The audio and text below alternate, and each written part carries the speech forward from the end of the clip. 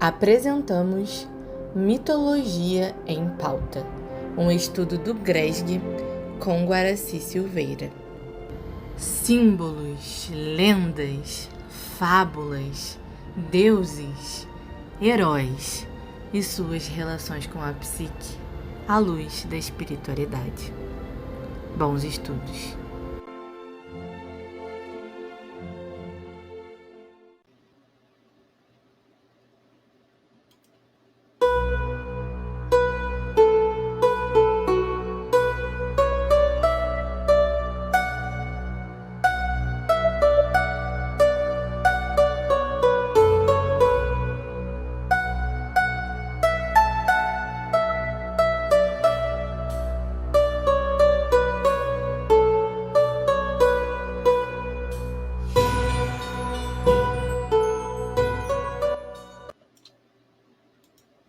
Olá, meus amigos. Olá, minhas amigas. Nós estamos iniciando o nosso estudo Mitologia em Pauta. É um desafio, porque nós vamos falar da primeira escola instituída no mundo para os seres que nasceram aqui na Terra. Há uma diferença, porque nós tivemos aqui espíritos que vieram do primitivismo, da transferência do irracional para o racional, e tivemos espíritos exilados, os espíritos que ajudaram as pessoas nos seus primeiros momentos e ajudam até hoje. Então, a mitologia foi a primeira escola para esses espíritos que vieram do primitivismo, porque as outras escolas eram escolas fechadas, próprias para os grandes iniciados, os grandes exilados, que formaram essas escolas e davam suas vidas até para estudar nelas.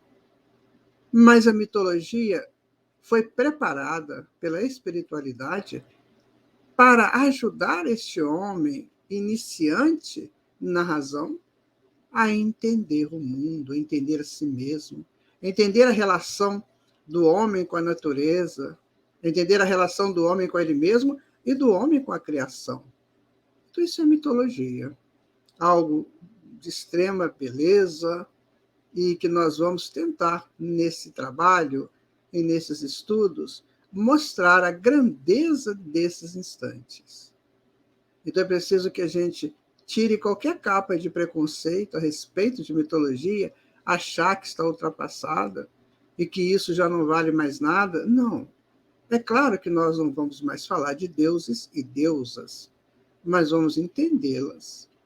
E entendê-los naquele contexto antigo que foi de extrema importância para mim, para vocês, para toda a humanidade.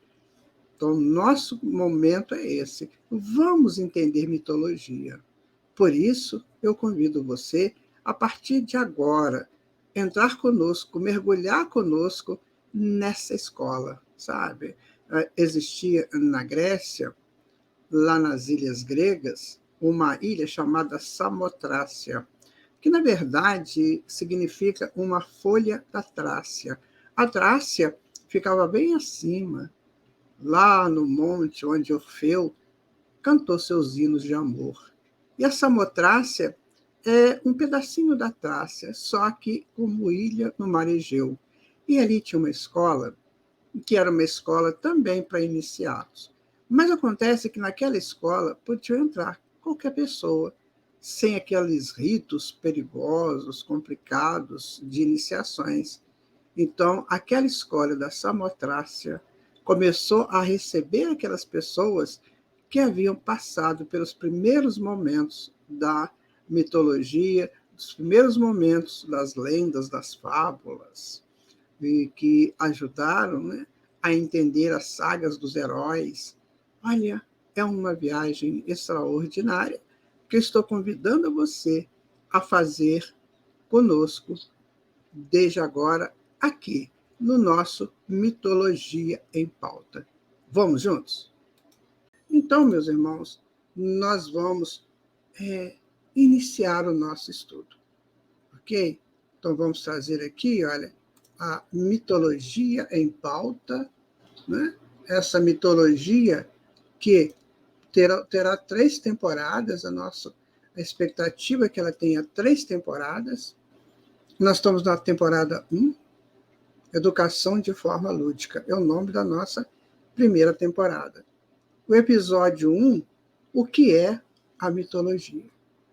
Então, é isso que nós vamos tentar estudar aqui no nosso Mitologia em Pauta.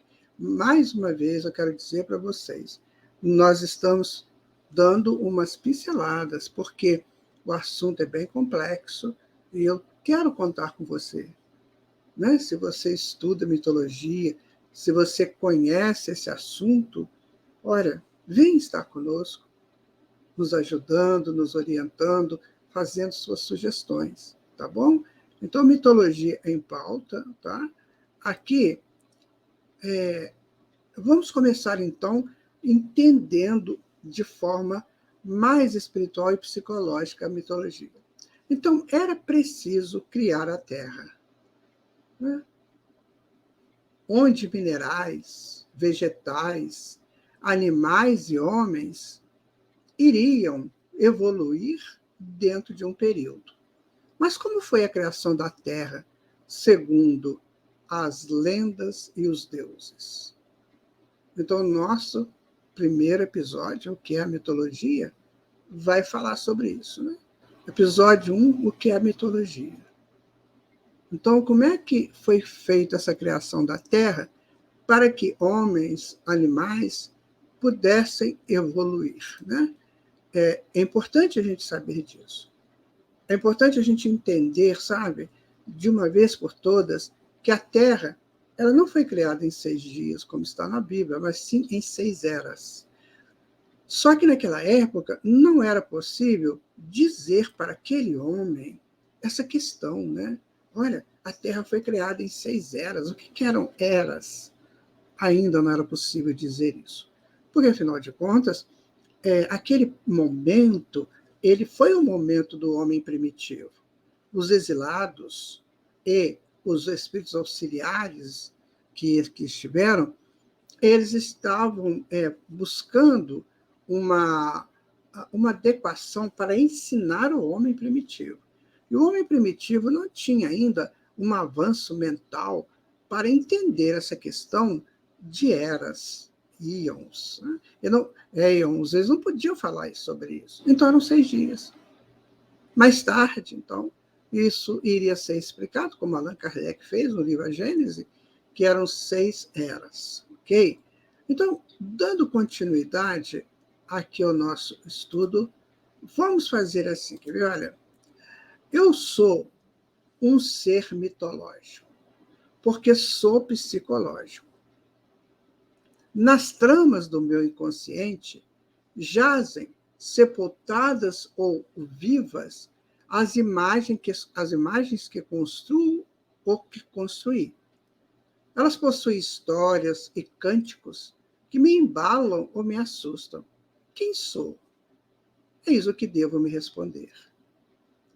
Então, dentro da mitologia, nós vamos entender que somos seres imortais. Não é? Assim que nós vamos entender essa questão da mitologia, somos seres imortais. Todos nós. Está gravado em nosso consciente as nossas histórias vividas em tempos anteriores. Nós já sabemos disso. Mas a mitologia parte deste princípio. É aí que é importante estudar este tema. A mitologia parte do princípio de que nós somos seres imortais. Então, eu sou um ser mitológico, porque eu sou psicológico. Nas tramas do meu inconsciente jazem, sepultadas ou vivas, as imagens que construo e que construí. Possui histórias e cânticos que me embalam ou me assustam. Então, quem sou? Eis o que devo me responder. Então, agora eu te pergunto, você está pronto para isso? Você está pronto para buscar essas respostas? É o que nós vamos tentar estabelecer aqui conosco. Né? Vamos tentar estabelecer aqui conosco uma questão muito importante que é a questão do ser consigo mesmo e com a criação e com Deus. Aí está a contribuição da mitologia naqueles tempos idos. Tá? Então, vamos pensar assim: deuses, deusas, titãs, ninfas, moreias, musas, nereidas, heróis, lendas, dragões, montes sagrados, abismos infernais com seus arrepios de medos, e cada lugar com suas histórias. Tudo isso não passa de mim mesmo. Olha que interessante, meu amigo. Olha, minha amiga. Então, esses deuses, essas deusas, esses titãs, essas ninfas, essas moreias, musas, nereidas, heróis, lendas, dragões, montes sagrados, abismos infernais, com seus arrepios de medos, e cada lugar com suas histórias, tudo isso não passa de mim mesmo, está tudo dentro de mim. Está tudo dentro de cada um de nós. É a nossa proposta de estudo. Está dentro de cada um de nós. Eu sou o que sou. Um ser divino e imortal e que vem se construindo ao longo de muito tempo, desenvolvendo habilidades, virtudes, atos heróicos ou não, e que um dia será o Olimpo, o Pégasus e a própria história do herói. Veja que coisa interessante, né? Então, por eu ser imortal, eu faço atos heróicos e me torno herói. Em qualquer jornada que eu entre nela, eu estou na jornada do herói. Eu tenho que fazer um trabalho muito, muito complexo. E quando eu começo a fazer esse trabalho, eu entro na jornada do herói. Eu tenho que vencer. Eu tenho que chegar lá. Mas também eu sou o Olimpo, porque eu tenho o plano de consciências. Quanto mais elevado é o meu nível de consciência, mais alto eu estou no meu Olimpo, onde eu moro, onde as minhas representações deíficas moram, os meus raios do self habitam. Pégasus é a transformação de uma pessoa extremamente complicada para algo alado e que busca outros planos. Somos tudo isso, minha gente. Somos tudo isso. Eu sou o que sou, um ser divino e imortal, e que vem se construindo ao longo de muito tempo, desenvolvendo habilidades, virtudes, atos heróicos ou não, e que um dia será o Olimpo, o Pégasus e a própria história do herói. Vejam vocês, que coisa interessante que é estudar a mitologia. Não sei se você está entendendo que a mitologia está dentro de cada um de nós. Quase podemos afirmar que foi a nossa primeira escola. Uma escola complexa, mas cheia de lendas, cheia de fantasias, cheia de fábulas, porque assim o homem gosta de viver. E na fase primitiva, quando ele não tinha ainda um avanço mental, intelectual, cognitivo, para entender a realidade, essa realidade vem até ele de uma maneira lúdica, de uma maneira de movimentos lúdicos, como danças, celebrações, ritos, enaltecimento de mitos, que é uma proposta para ele mesmo. O mito que eu celebro é o mito que eu gostaria de ser. Então, essa primeira escola trouxe para todos nós esses aprofundamentos imensos e extraordinários, né?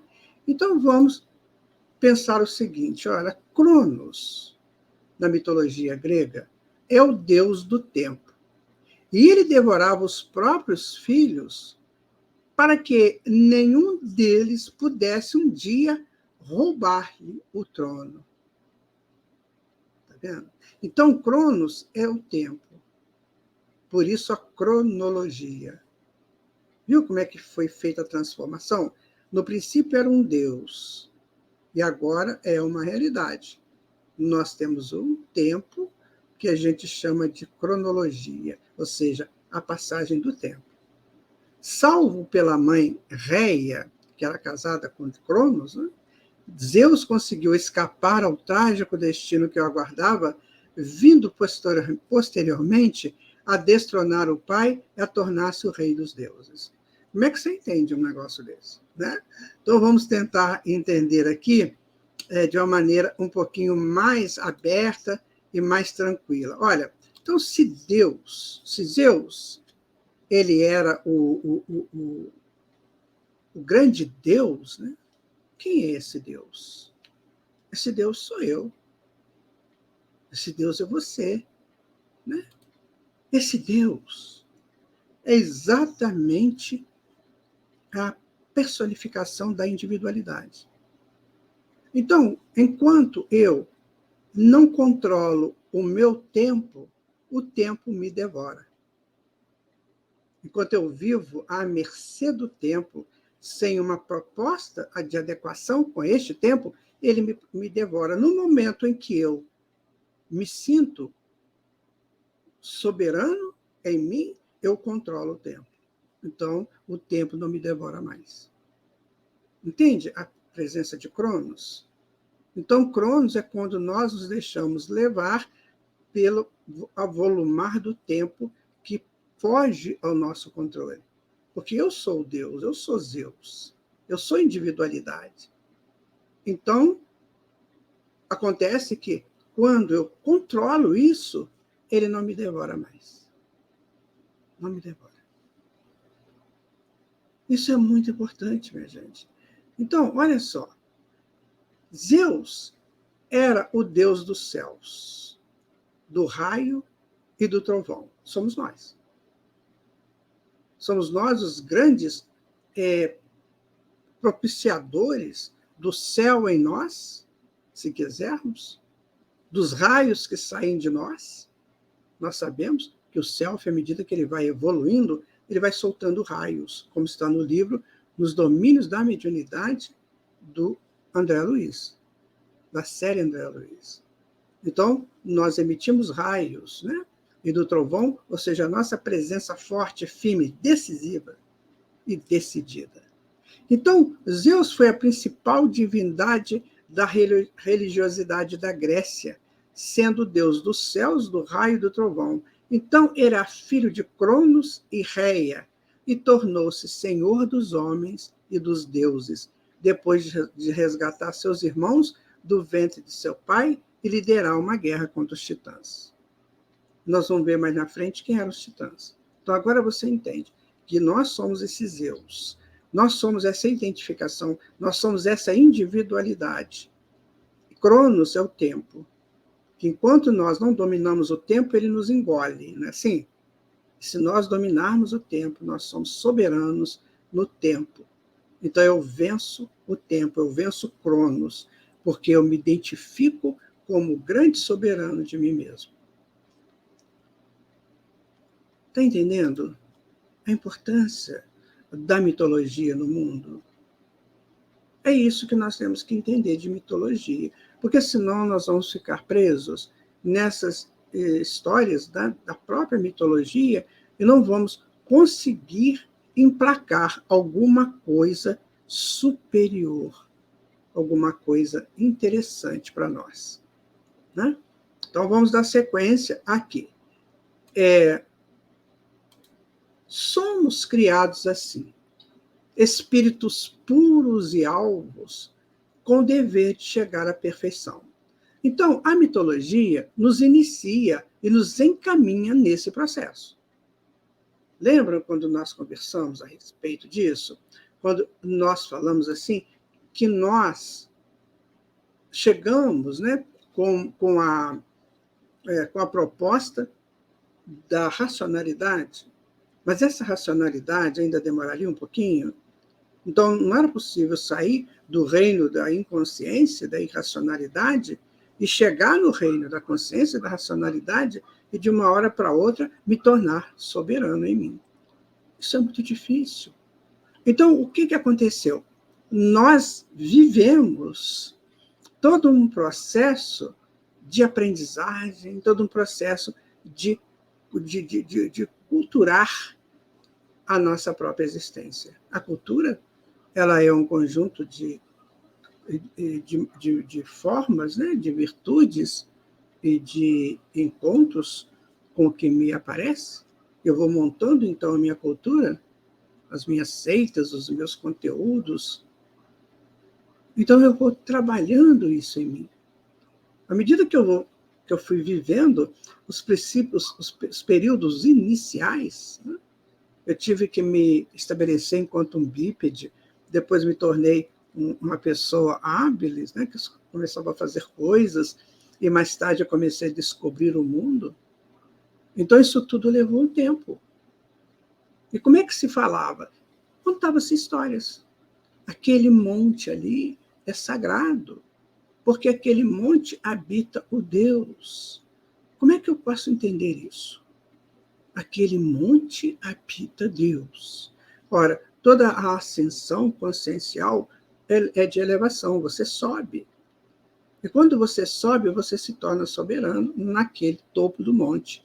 Ou seja, quando você sobe na sua consciência, você se torna soberano em você mesmo. Você sai dos períodos iniciais da consciência para os períodos superiores, da consciência desperta, por exemplo, então você sobe um monte. Então eles diziam, aquele monte é sagrado, porque ali habita os deuses. Habitam os deuses, que é você, com toda a sua possibilidade. Muito interessante saber isso, né, amigos? Então, vamos dar continuidade aqui. Ó. E no turbilhão das águas, Cronos estabeleceu que elas se separariam. Umas continuariam para formar mais cosmos, outras baixariam para formar mundo. O mundo Terra assim foi criado, assim existirá até o dia que Cronos definir que ela cabe. Olha que interessante. Então, o que é esse turbilhão de águas? Nós podemos pensar no fluido cósmico universal. Né? É um turbilhão de propostas de realização material. Então, aconteceu que, na criação da Terra, um tanto desse fluido cósmico baixaram e formaram o mundo. Formou a nossa Terra, que é uma variação do fluido cósmico universal. E nós, né, entendemos que o fluido cósmico continua. Então, um tanto veio, outro tanto ficou. Isso vai acontecer até o dia que acabar o tempo da Terra, que Cronos definir que ela cabe. Então, vai chegar um tempo em que a Terra vai acabar. Nós sabemos disso, né, minha gente? Todos nós sabemos que um dia o nosso planeta vai terminar. O sistema solar vai acabar. Então, nós vamos o quê? Passar para outros planos, se é que nós ainda estaremos aqui, né? Então, veja que está tudo interligado com o que a gente conhece hoje, com que a espiritualidade nos diz isso, nos diz hoje e nos coloca, né, de uma maneira bem aberta para os nossos entendimentos. Vejam que interessante, né? Veja que tudo se entrelaça. Né? Então, vamos continuar, porque o que vai ser agora? Né? Vamos falar, então, do fluido cósmico universal, que é uma emanação de Deus, matéria-prima de tudo que existe no universo. Espírito intelectualizador do fluido cósmico universal. Então, Deus foi quem criou o fluido cósmico universal, de onde promana tudo. Você imagina uma coisa assim, né? Meio fluido, e um espírito aqui trabalhando esse fluido, um espírito superior, e formando mundos. É assim que acontece. Pelo que a gente sabe hoje, claro que com o passar do tempo, nós vamos aprendendo cada vez mais. Então, Urano se casa com Reia, nasce Gaia e o filho Cronos. Né? Urano, eles chamavam de Deus dos céus. Urano é o Senhor dos céus, que casa com Reia, que é esse fluido. Então, vai nascer Gaia, a Terra, né? E dela o filho Cronos. Então, Gaia é a Terra, Cronos é o relógio do tempo da Terra. Ficou claro isso para você?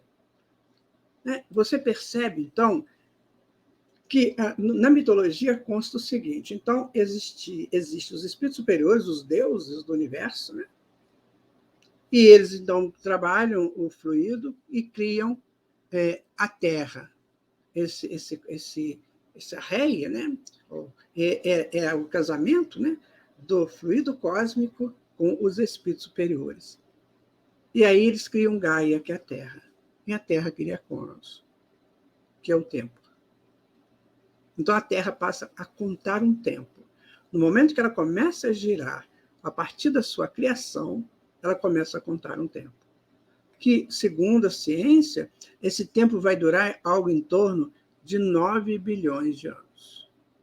É isso mesmo? Não sabemos. Mas é dito para nós que serão 9 bilhões de anos. Está vendo como é que encaixa toda aquela mitologia nos estudos que nós temos hoje, da física quântica, da espiritualidade, principalmente do espiritismo? Está tudo explicando. Só que naquela época eles não podiam falar desse jeito. Então, falam agora. Né? E vamos continuando, então, né, o nosso estudo aqui. Ocorre que Cronos, que é o deus do tempo, devorava os próprios filhos para que nenhum deles pudesse roubar-lhe o trono. Salvo pela mãe, né? Então Zeus consegue escapar. Né? Então, como nós já conversamos sobre isso, estamos repetindo para ficar claro, né? Então, salvo pela mãe Réia, Zeus conseguiu escapar. Ou seja, a finalidade da Terra era de fazer os filhos de Deus evoluir, os Zeus evoluírem. Então, por isso que a Réia já mostra para este homem, você não tem que ficar na voragem do tempo. Você tem que ser soberano no tempo. Né? E aí, mais tarde, né, esse Zeus, ou esse espírito, ele se torna soberano em relação ao tempo, e aí, o que vai acontecer? Ele vai se tornar aquele ser que vai funcionar usando o tempo como aliado, e não como um subjugador.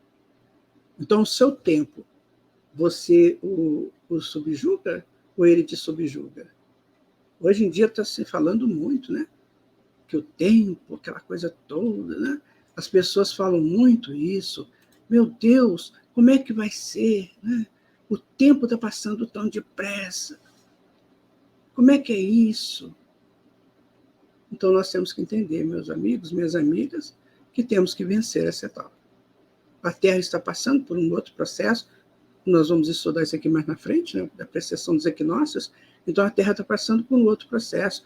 E o tempo dela está ficando diferente, exatamente para que a gente domine a diferença do tempo. Então, se nós vamos para um planeta em que o tempo é mais rápido, eu tenho que começar a aprender agora. Zeus era o deus dos céus, do raio, do trovão, já falamos, estamos só repetindo, né? Então, foi a principal divindade da religiosidade da Grécia Antiga. É o deus dos céus, o raio do trovão, já explicamos. Os céus, porque nós vamos para o céu da nossa consciência, do raio, porque nós vamos evoluir, e vamos chegar a um ponto extraordinário de evolução e seremos fortes, contundentes, trovões. Então, ele era o filho de Cronos e de Réia. Era o filho do tempo, né? Tornou-se senhor dos homens. Quem é esse senhor dos homens? Senhor de mim mesmo e dos deuses, depois de resgatar seus irmãos do ventre de seu pai e liderar uma guerra contra os titãs. Ou seja, a pessoa, à medida que ela vai crescendo, ela vai se estabelecendo, ela vai dominando o tempo, ele vai se resgatando do próprio tempo. Então, o tempo já não me domina mais. Eu sei exatamente fazer as minhas correlações com o tempo. Agora, meu amigo, minha amiga, presta atenção. Como é que eles iam dizer isso, né? Lá, naquela fase complicada do início. Não tinha como. Não tinha como eles dizerem isso naquele passado. Não tinha. Então era preciso fazer o quê? Criar uma história. Criar uma história. E a história era a mitologia. Vamos continuar, então? Pegamos agora aqui. Por que Cronos devorava os seus filhos? O tempo vai devorando tudo que nasce para que nasça novo tempo, para que nasça e cresça Zeus, o Espírito. Então, nós vamos vivendo nas encarnações. É o tempo que vai devorando o nosso tempo, né, de encarnação. Para quê? Para que a gente aprimore e cresça sempre. Então, cada espírito é criatura divina, nasce para a evolução, não pode deter-se. Seu caminho fundamental é o cosmos, criado pelo seu pai para a sua fixação. Então, está aí. Nós somos criaturas divinas, que vamos sempre evoluir, não vamos deter. Então, por isso que o tempo vai devorando, né, as nossas encarnações. Então, o nosso caminho fundamental é o cosmos, criado pelo nosso pai, pelo seu pai, para a fixação. E para que parte fugirei? Como escapar? Aonde ir? Estou separado da minha família e da minha tribo. Nem a aldeia, nem os chefes me são favoráveis.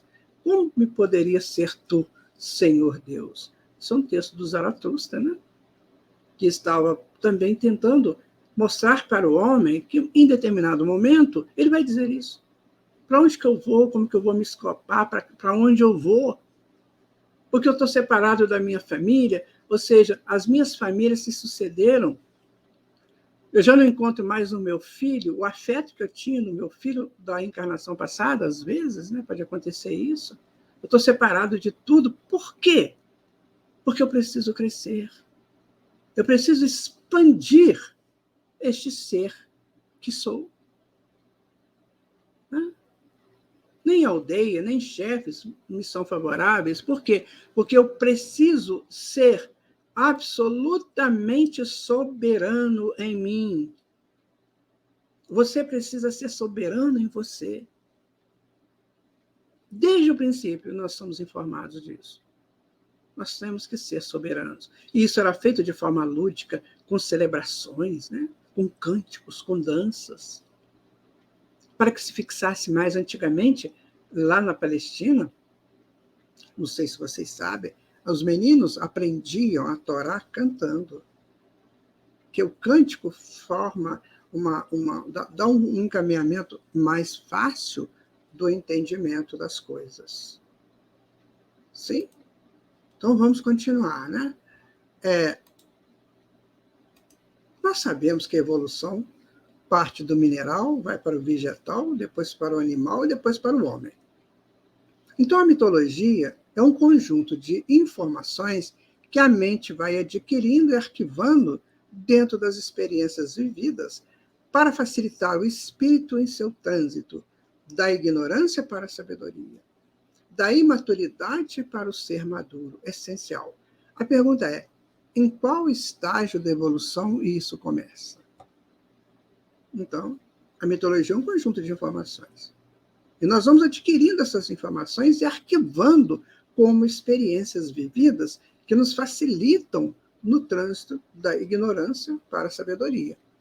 Então, todos nós temos arquivados em nós inúmeras informações, né, que vão nos ajudando a cada vez mais aumentar o conteúdo dessas informações, que vai nos tirar da imaturidade para o ser maduro. Percebe? Então, nós vamos sair da imaturidade para o ser maduro, né? E que é o ser essencial. Né? Então, a pergunta é, em qual estágio da evolução isso tudo começou? Como que seria isso? Em que momento que isso começou? Então, vamos buscar aqui, no nosso próximo, né, momento, que isso é muito importante de saber. Nós vamos trabalhar agora um texto da nossa antropóloga brasileira, Lúcia Santella, e ela vai falar de memórias. Né? Então, a primeira memória que nós tivemos foi a episódica. Então, a vida é inteiramente no presente, como uma série de episódios, cuja memória não ultrapassa a representação eventual. São imprescindíveis para a capacidade perceptiva no seu aqui e agora. Então, eu só vou viver o meu momento atual. É o meu momento que eu estou vivendo aqui, momento episódico. Percebe? Então, neste grande momento, eu vou adquirir o conteúdo daquele momento. Eu só gravo esse episódio. Então, a memória inicial, ela foi chamada de memória episódica, porque ela trabalha o aqui e agora. Por exemplo, hoje, quando nós estamos fazendo uma tarefa, é muito comum que a gente pense outras coisas também. Mas naquele passado, não. A gente pensava só o que eu estava fazendo. Para quê? Para fixar bem aquele aprendizado. Lúcia, então, chama este momento de memórias episódicas, de memória episódica. Muito interessante. Não sei se você concorda, mas é muito interessante esse estudo. Depois, nós vamos passar para a memória mimética, que consiste em mera duplicação, reprodução de uma expressão facial. Então, são atos inativos com respostas condicionadas. Exemplo, um imitando o som do outro. Aí eu já começo a sair um pouco de mim para conversar com o ambiente. Então, eu já começo a fazer imitações, fazer mímicas. Então, por exemplo, hoje a gente faz isso muito, né? Não sei se você já percebeu, quando nós estamos a certa distância e queremos nos comunicar, a gente faz uns gestos com as mãos, vai bem e tal. E isso aí é a mímica. E eles começaram a fazer isso. Não com a complexidade que nós fazemos hoje, mas lá já faziam isso. Já começavam a imitar os sons da natureza, imitar os sons dos semelhantes. Eles começaram, então, a criar nichos mentais exatamente trazendo para nós, né, ou para eles, ou para nós, aquele passado, uma possibilidade nova de aprendizado. Antes era só o que eu via, agora eu já olho e imito. Bom, continua Santella dizendo o seguinte, olha, agora tem a mimese, é um outro tipo de memória, né? Consiste na imitação da vida real, ou seja, o reflexo da realidade. Implica produzir sons como gritos ou algum instrumento. Contribui para estender o uso da comunicação íntima dentro dos grupos tribais e das famílias. Então, amigo, quando a gente estuda essa questão de mente primitiva, existem estudos, né, de antropologia sobre isso, você vai ver que há um avanço gradual nas comunicações dos membros da tribo. Eles vão começando devagarzinho, vão crescendo e vão ampliando constantemente. E a pergunta que nós podemos fazer, né, é interessante, né? Então, como é que isso é possível? Qual a forma que facilita isso? Então, nós temos o self em expansão, ou seja, o conteúdo íntimo em expansão. Este self, ele é impulsionado pela presença de Deus em nós. Então, quando Deus nos cria, ele nos cria com toda a perfeição da criação. E nós temos que desenvolver isso gradativamente para chegarmos a sermos seres, né, completos, perfeitos. E aí ele vai nos impulsionando. Com pulsos menores, nós vamos adquirindo esses conhecimentos. Não é? Depois da mimese, né, nós vamos para a comunicação oral. Consiste na utilização simbólica dos sons para que a tribo ou o grupo entendesse melhor o que se estava referindo àquele que emitiu o som. Aos poucos, eles foram se generalizando, passando a cultura oral, né? A gente sabe que a cultura é um conjunto de crenças e valores, então agora nós já estamos acreditando que somos capazes de comunicar dentro do valor que nós damos à comunicação, que nós demos à comunicação naquele passado que nós damos hoje. Então, a estrutura está no córtex pré-frontal, isso aproximadamente há 40 mil anos atrás, então como começamos a comunicação oral. Muito interessante. E mais tarde, no nosso estudo aqui, nós vamos entender quando que essa comunicação passou a ser poética. Né? Porque a comunicação oral, ela era dita, né, os gritos, as falas, os símbolos, né, a palavra é um símbolo, aqueles símbolos eram muito rudimentares ainda. Aquilo foi evoluindo, até que chegou à comunicação poética. Nós vamos chegar lá, né? Estamos estudando mitologia, minha gente, por incrível que pareça, né? o mito, portanto, que permeia e regula a vida cotidiana na oralidade. Canaliza as percepções, determina o significado de todos os objetos. Então, é o mito que vai permeando, regulando a vida cotidiana da oralidade, e vai canalizando as percepções e determina o significado de todos os objetos. Então, eu vou ver, por exemplo, eu vou mitificar uma imagem. Então, aquela imagem tem um símbolo muito grande dentro de mim. Eu vou mitificar um bambu que se punha antigamente no centro das tribos. Aquele bambu representava a divindade. Então, o mito vai me aumentando, né, ao meu conteúdo espiritual e agora também na oralidade. E vai aumentando os meus níveis de percepções. Certo? Então, vamos aqui.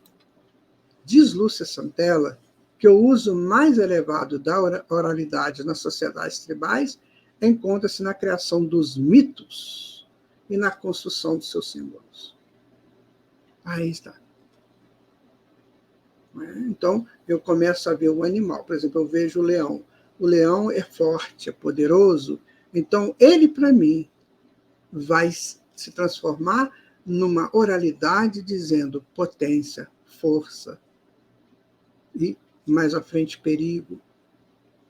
Assim nós estamos aprendendo a lidar com a natureza e a colocar nomes nas coisas. Vamos continuando, né? Agora, nós vamos fazer um estudo bem interessante, um tanto de psicologia, né?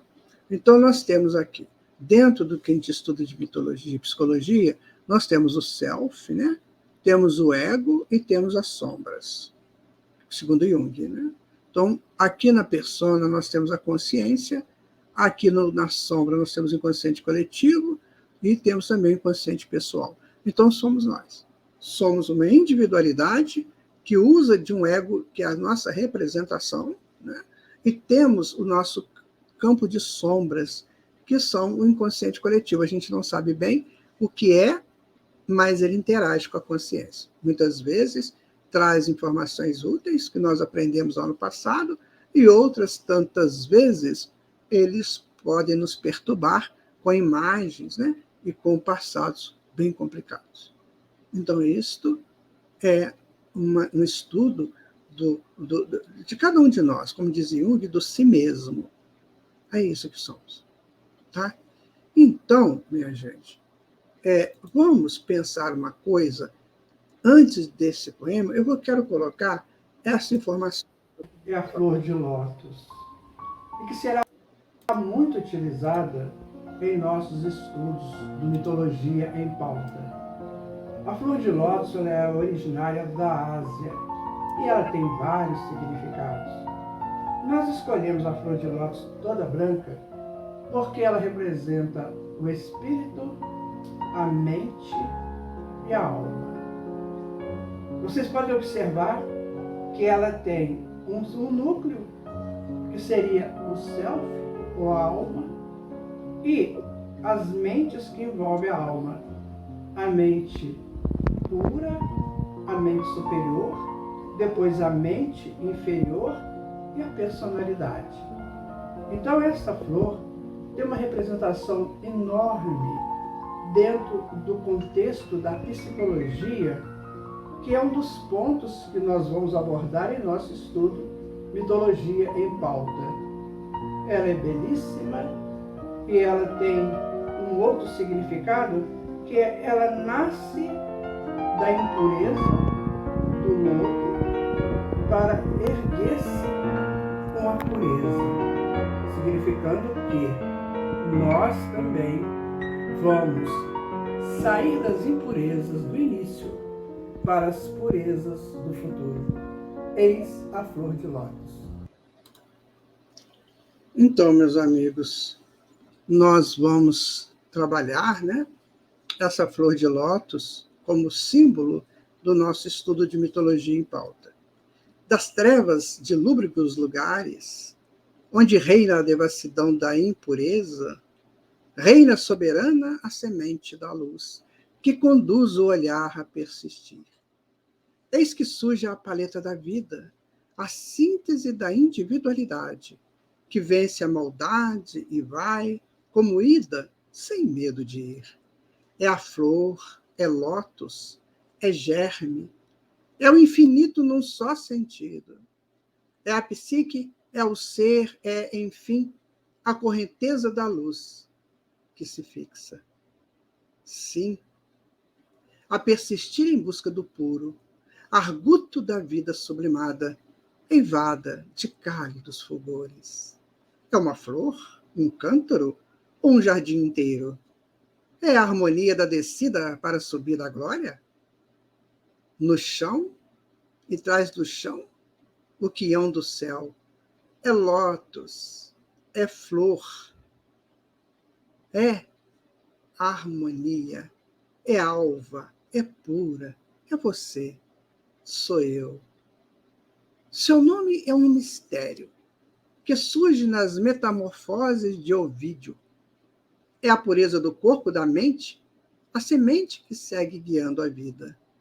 É tudo que vai na sempre aurora do novo ir. Então, meus amigos, este poema nos foi passado mediunicamente por um amigo espiritual que está nos ajudando neste estudo, no momento em que nós estávamos apresentando a Flor de Lótus. Muito interessante o poema. Deixo aqui para vocês, para depois vocês copiarem, quem sabe, porque vale a pena. É um poema lindíssimo que fala da origem da Flor de Lótus e da sua representação em cada um de nós. E aí, nós temos, então, essa situação da psique, né? Observem que a consciência, né, é um tantinho só, é uma pontinha do iceberg, porque a grande parte de nós está submersa no inconsciente. O que nós temos arquivado? Né? Você já pensou nisso? Nós temos arquétipos, inconsciência coletivo, consciência individual, sombra, né? E muitos outros complexos, enfim. Isso somos nós, minha gente. Isso somos nós. E aí eu te pergunto, como é que aquelas pessoas do passado iriam dizer isso para o homem primitivo? Porque quando ele chega no homem, ele já traz um arquivo, né, do seu passado histórico lá nos outros reinos. Por isso, quando chega no homem, ele já começa a ser bípede, porque ele já tem estrutura para isso. Estrutura psicológica, mental, né, e física, para se transformar num ser bípede. Muito interessante. Né? A vida tem que ser vista assim, para que a gente não se perca na voragem do Cronos. Lembra disso? Não nos percamos nas voragens do Cronos. Né? O homem primitivo precisava se alimentar. E mais ainda, precisava conhecer a natureza que o envolvia. Ele via os símbolos e tentava decodificar esses símbolos. Vejam vocês. Então, quando ele pegava um animal desse, isso não ficava de graça na psique dele. Como tudo que nós fazemos hoje não fica de graça em nossa psique, minha gente. Tudo que nós fazemos, tudo, fica arquivado. Para o nosso bem ou não? Vai depender muito de como eu me estabeleço, né, nessa relação, né, que eu consigo viver. Como que eu me estabeleço?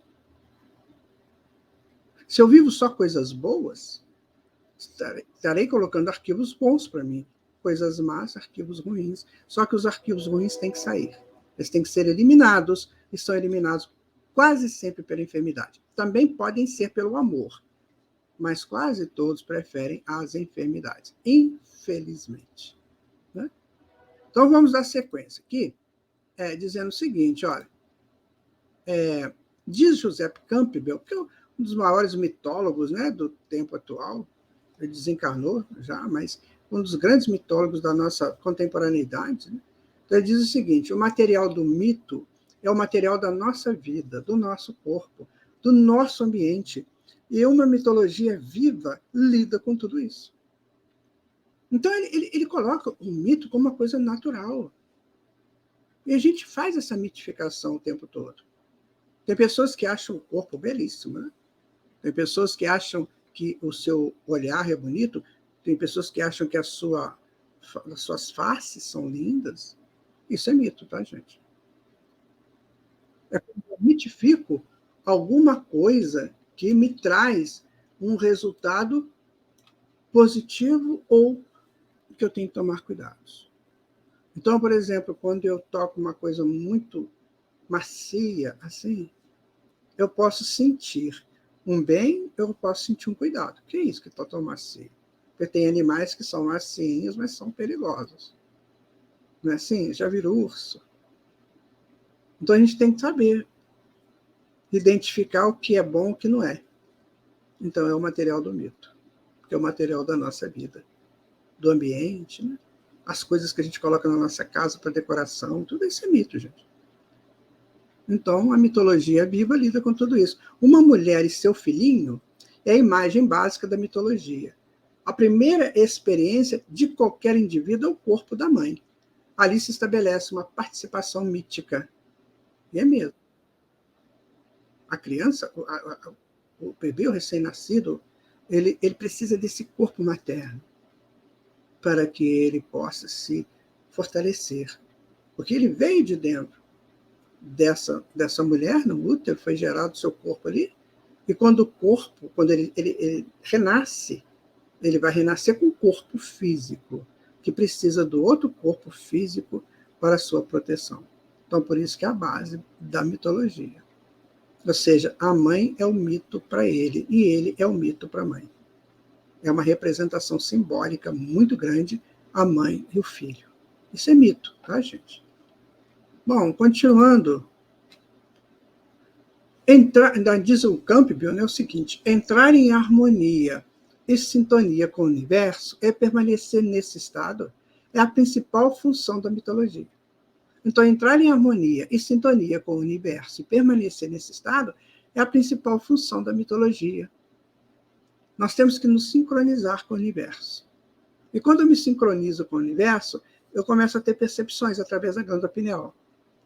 E aí eu começo a me sintonizar com tudo isso e aprender os símbolos que chegam para mim deste universo. Quando eu olho para o céu, por exemplo, estrelado, né, aquilo representa um símbolo para mim. Se na minha infância eu vivi aquilo, vai sempre remontar à minha infância.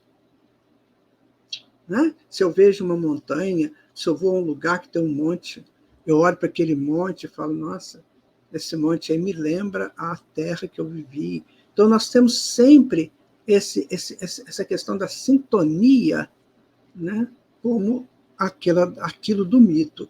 Então, eu estabeleço o mito da montanha. Quando eu vejo uma montanha semelhante, eu me lembro da montanha que eu vi antes. Estabeleço esse campo, né, mitológico dentro do meu inconsciente. Isso é fantástico, só porque a gente não perde ligações nem sintonias. A gente está sempre nas sintonias. Né? Então, quando as sociedades evoluem distanciando-se da sua condição primeva inicial, o problema consiste em manter o indivíduo na participação mística com a sociedade. É o que nós estamos sofrendo hoje, sabe, gente? Hoje nós estamos tendo um grande problema nessa participação da sociedade. Muito grande. Exatamente por isso. Porque nós não encontramos na sociedade essas representações míticas. Foi tudo tão profanado, como diz Mircea Eliade, está tudo tão profanado, que a gente não encontra na sociedade atual um ponto referencial mítico. A gente quer sair disso o mais rápido possível e não consegue. As ruas estão sujas, as paredes estão com charges, com grafites, né? As pessoas andam tristes, casas muradas para que o ladrão não chegue. Isso não cria realidade mítica. A realidade mítica ela está na razão direta da expansão do self. Então, o self se expande de maneira externa, observando o externo, que tem que estar perfeito. Uma lagoa, o mar, a montanha, a floresta. Então, a par de tudo isso, o homem volta para a sua cidade, para a sua sociedade, e vê tudo estranho, fumaçado, poluído, né? Então, ele não sente uma realidade mítica com essa sociedade. Agora, é muito bom saber tudo isso, né, gente? Não sei se você concorda comigo, né? É muito bom viver tudo isso, né? É muito bom também crescer a partir de tudo isso. E é muito bom expressar tudo isso. Cada ato, cada memória, cada arquivo, cada potência.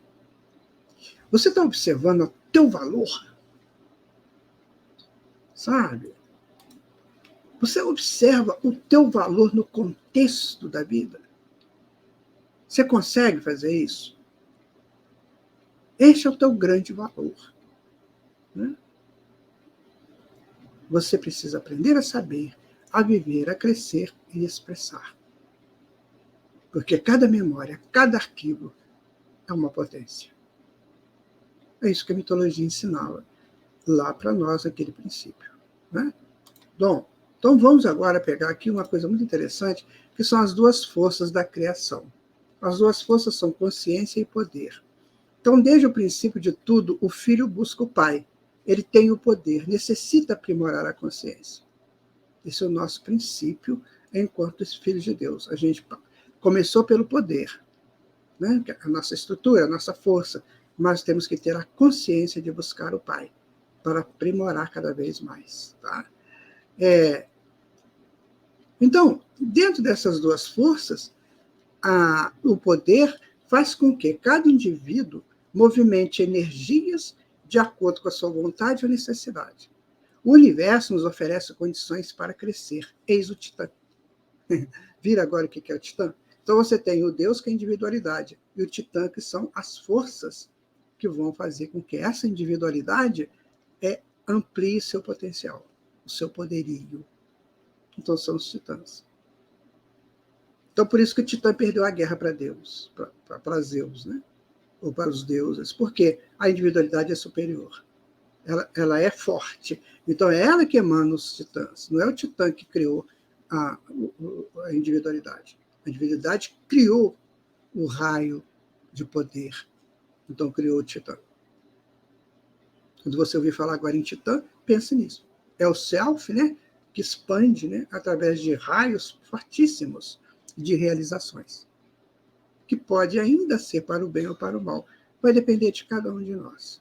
Né? Bom, consciência. Enquanto realiza, a consciência aprimora ou não, dependendo do que faz. Boas coisas, bons arquivos, más coisas, sombras indefinidas, eis o Deus, que ainda está no seu processo de crescimento, de aprimoramento. Este é o Zeus. Então, nós estamos ainda nesse processo. O Espiritismo nos ensina a nos fortalecermos no bem. Para quê? Para que essa individualidade, Zeus, crie somente coisas positivas, poderes positivos, que façam com que os titãs, os seus raios de ações, sejam raios conscienciais para o bem. Entendeu? Zeus e titãs, deuses e titãs. Né? E vamos continuando. Né? Agora, os deuses somos nós, então. E os titãs também somos nós. Está vendo? O raio que sai dos Zeus, olha, isso aqui é um titã. Percebe? Como é que a gente vai entendendo mitologia? De uma outra forma?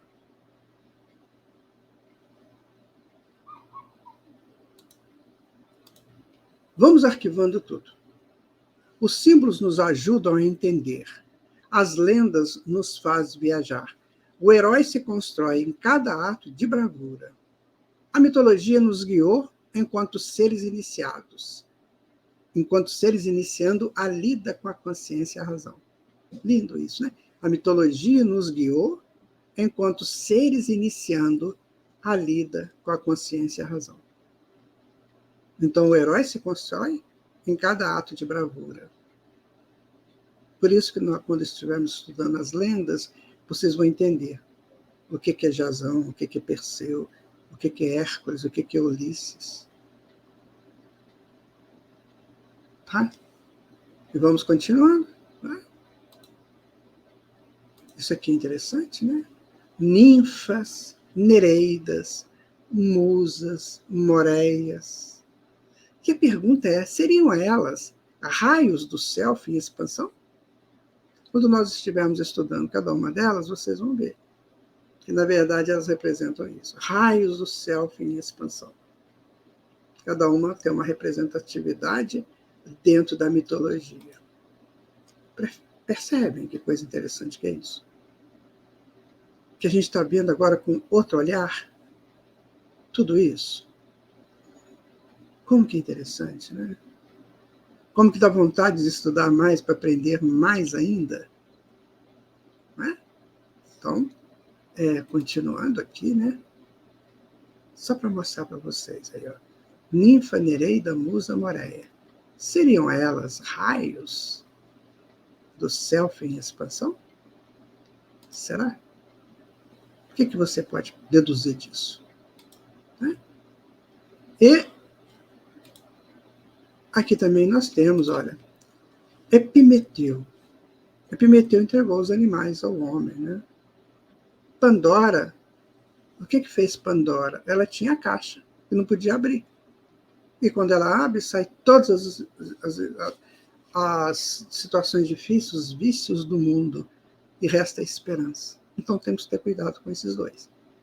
Epimeteu solta os bichos que somos, né?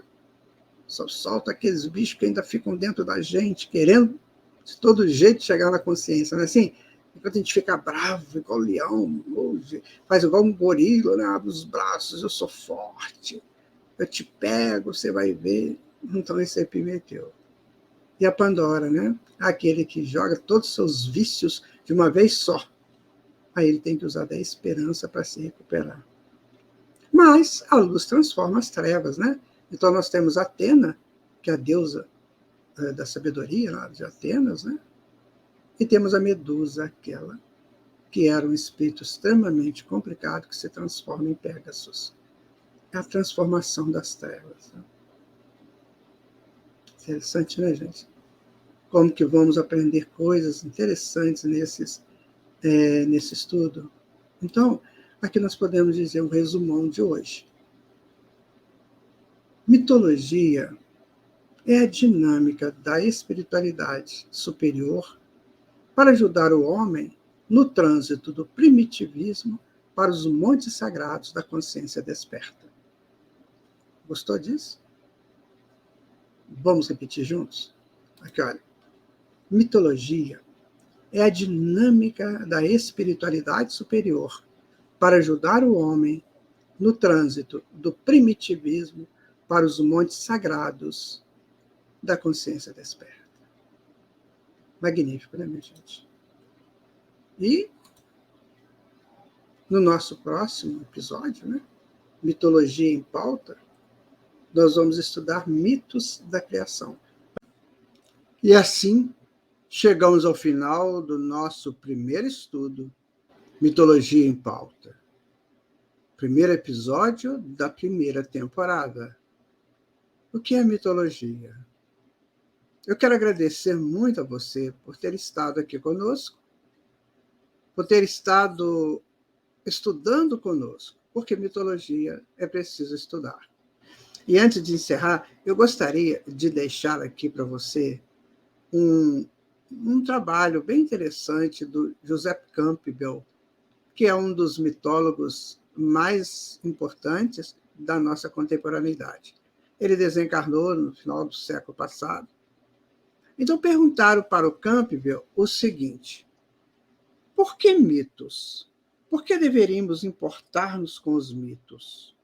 O que eles têm a ver com a minha vida? E Campbell responde: minha primeira resposta seria: vá em frente, viva a sua vida. É uma boa vida. E você não precisa de mitologia. Não acredito que se possa ter interesse por um assunto só porque alguém diz que isso é importante. Acredito em ser capturado pelo assunto de uma maneira ou de outra, mas você poderá descobrir que com a introdução apropriada, o mito é capaz de capturar você. E então, o que ele poderá fazer por você, caso capture de fato? Um dos nossos problemas hoje em dia é que nós não estamos familiarizados com a literatura do espírito. Estamos interessados nas notícias do dia e nos problemas do momento. Antigamente, o campus de uma universidade era uma espécie de área hermeticamente fechada, onde as notícias do dia não se chocavam com a atenção que você dedicava à sua vida interior, nem com a magnífica herança humana que recebemos da nossa grande tradição. Platão, Confúcio, Buda, Goethe e outros, que falam dos valores eternos que têm a ver com o centro de nossas vidas. Quando um dia você ficar velho e tendo as necessidades imediatas todas atendidas, então se voltar para a vida interior, aí bem, se você não souber onde está ou o que é esse centro, você vai sofrer. Então, o nosso Campbell nos indica essa busca do ser interior que a mitologia nos ajuda a realizar, para que a gente não sofra. Que a gente busque essa literatura do espírito, como ele fala. Meu amigo, minha amiga, eu quero te agradecer muito por você ter estado aqui conosco nesse nosso primeiro estudo e convido você a permanecer nos demais. Muita paz, que Jesus te abençoe e te ilumine hoje e sempre, e fique com o Senhor Deus.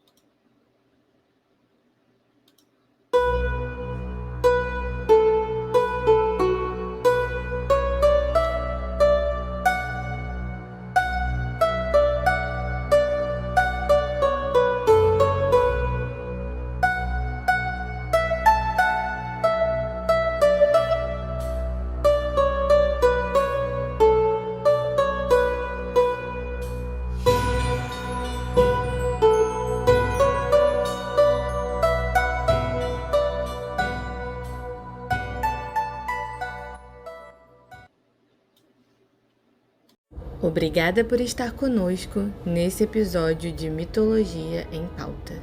Esperamos você no próximo estudo para mais descobertas e reflexões. Até lá!